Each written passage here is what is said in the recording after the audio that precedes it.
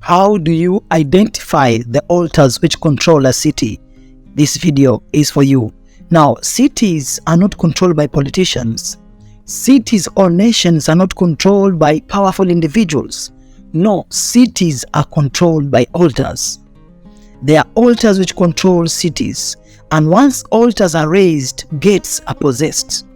So it is very important to know which city, which altar controls the city.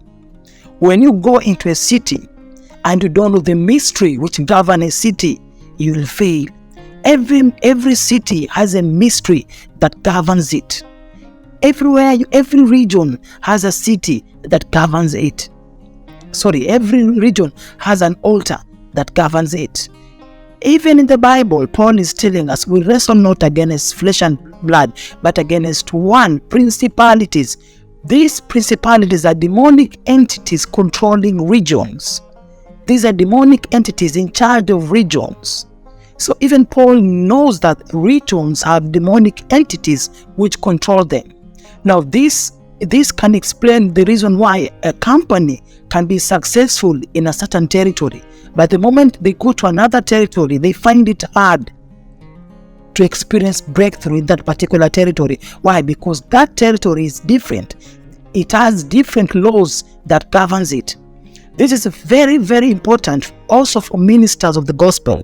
If you are a minister of the gospel, if you are a businessman, if you are just a leader, or even as a parent, as an individual, you ought to know the mystery which governs each and every city. Because if you go into that city and you don't know the mystery which governs a city, you won't be able to subdue that city. And God has called us to subdue nations. So it's very important you know the mystery which governs it, and I'm going to show you how to identify these mysteries, how to identify these altars which govern cities. Hello guys, thanks for watching. I'm Cleophas Wanyama, Cleo Rhythm, and this is Christian Media, where we bring you news, commentaries, Bible-based teachings, gospel music, plus many more. And if you want to donate to this ministry to support us financially, use the information on the screen, and don't forget to subscribe. Now, thank you. When we enter into a city, maybe you're working and they have given you a transfer into a different city, you ought to know which territory you're going into. It's very, very important. Every territory has an atmosphere. Every territory has a chain of command. Every territory has a different way of doing things. Exactly the same way we have in the natural realm. When you come to Kenya, where I am, the laws are different. When you go to Tanzania, our neighboring countries, they have also a different set of laws. When you go to Uganda, the same thing. Every nation has different laws. There are nations where marijuana is legal. There are nations where marijuana is illegal. So it depends with where you are. Every territory have laws that governs it. In the realm of the spirit, is the same. Now, when you enter a city, things to look for. Number one, get to know the history of the city. Get to know the history of the city. What is the history of the city, especially the ancient history? Ancient history reveals to you patterns of how things were.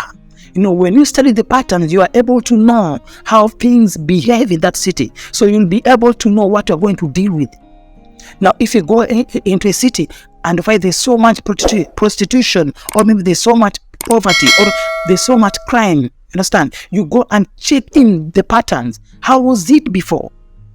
So that after assessing those patterns, you'll be able to know how to go about it. This is very, very paramount for intercessors, for ministries whom God sends, which God sends to territories to go and preach the gospel. If you don't understand a territory, you may not be able to be successful in your mission.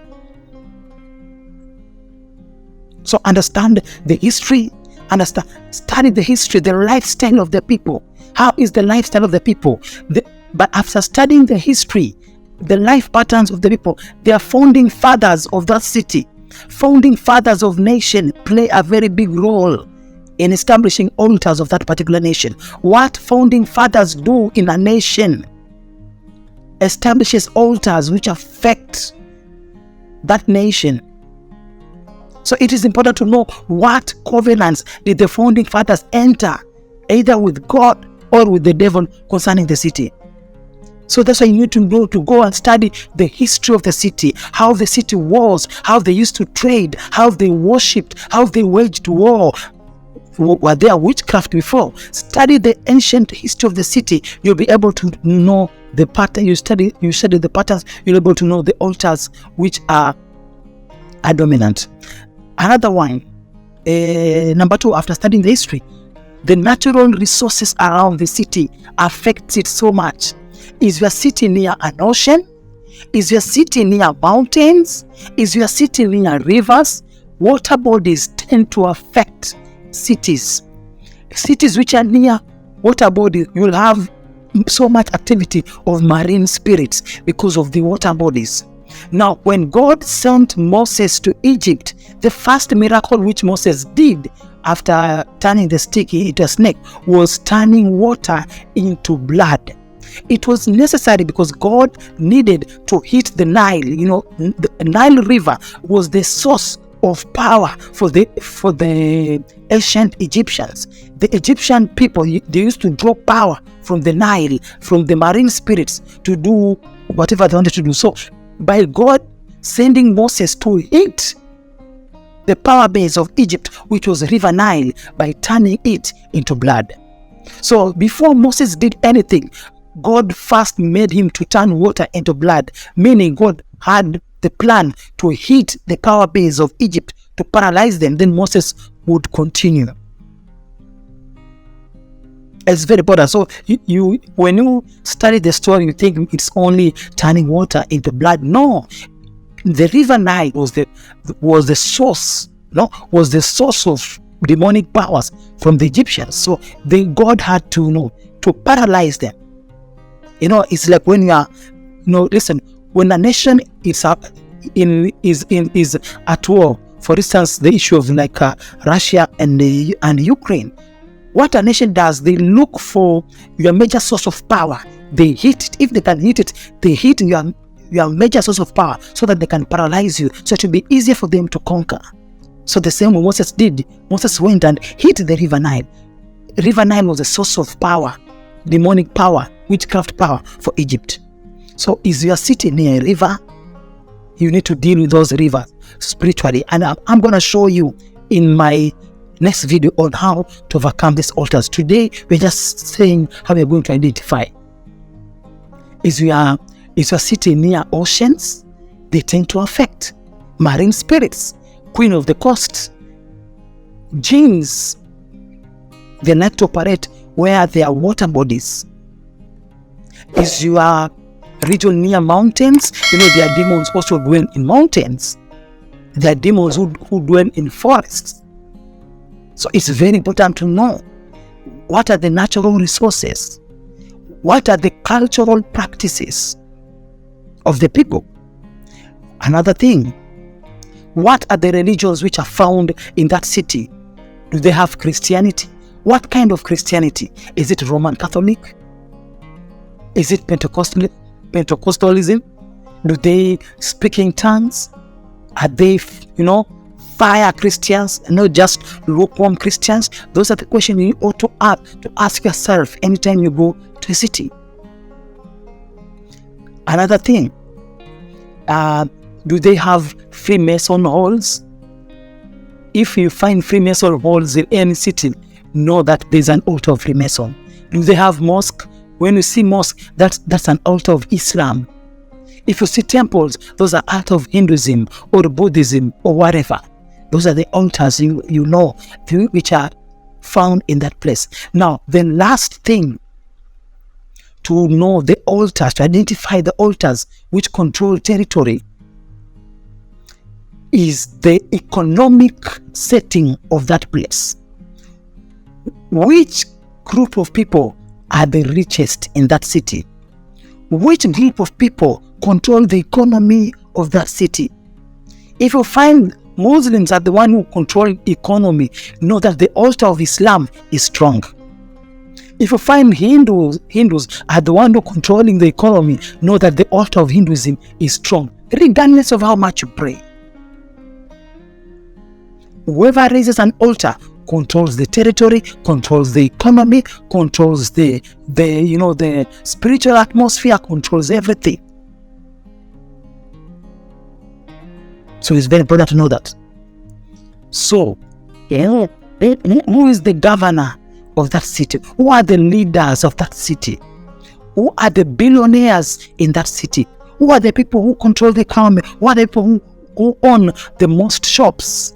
Who are the people who own the most buildings? When you answer those questions, you're able to know which altars control that city. Most believers usually claim, we are the head and not the tail. We are the head and not the tail. It is true. That's what the Bible says. But is it practical? Is it a reality? So it is important that we bring whatever is written into effect. It should be a reality. It's not just something we read and we tell people we are the head and not the tail. Is it real? Is it practical? Can we see it? Are we really the head and not the tail? Are we really above and not beneath? A seat on the hill that cannot be hidden? So it's very important. These are the things you check, and you are able to identify the altars which control a city. Listen, if you want to conquer a nation, you start with conquering cities. Cities form nations. For instance, if you come to Kenya, you conquer Nairobi. The moment you conquer Nairobi, which is the capital city, it will be easier to conquer the rest of the nation, because that city is the representative. It is the capital headquarters. It is the capital city and the headquarters of the nation. So it's very important. When you capture cities, you're able to capture nations. The children of Israel, they captured cities and eventually they captured nations. So guys, these are the altars. This is how you are able to identify the altars which control a city. Your city, your territory. So anytime you go to a new city, use this formula to identify the altars. Now, in the next video, I'm going to show you how to overcome these altars in the name of Jesus Christ. See you in the next video.